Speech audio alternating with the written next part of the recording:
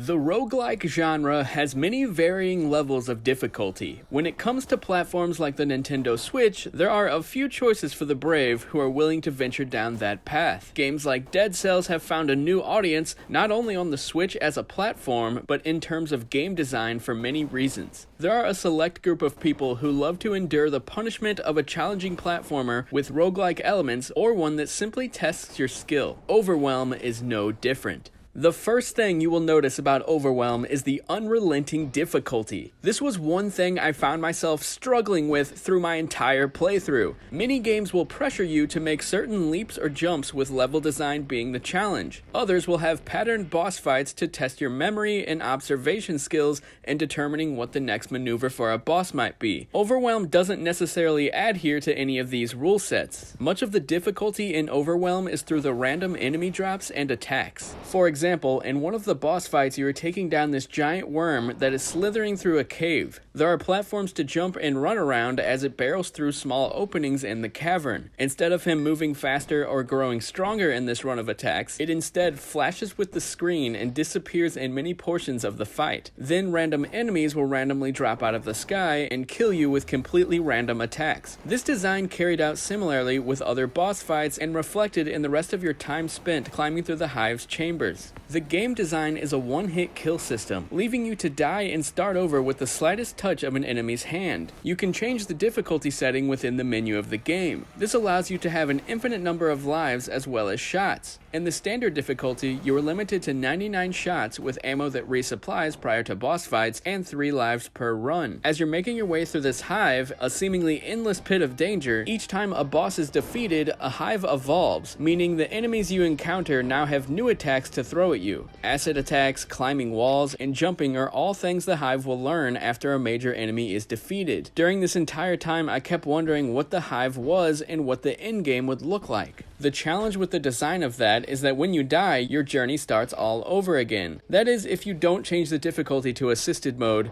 This cuts down your overall playtime, having less caution knowing you have an endless supply of lives and ammo. Overwhelm isn't a very lengthy game, but the length comes with challenges ahead, and there are no power-ups through your run with the game, and the difficulty ramps up quickly regardless of which corridor you enter and complete. If you're up for a challenge and copious amounts of punishments with the game's difficulty, there's no doubt you've arrived at the right doorstep. If you're not ready for those challenges, walk away now because this is not the experience for you. There's a good chance of frustration, bouts of rage, and simply the feeling of being overwhelmed. Most definitely proceed with caution. Thanks a lot for watching, guys. Be sure to hit that subscribe button if you're interested, and maybe even that notifications bell if you're feeling generous. I'll talk to you guys later.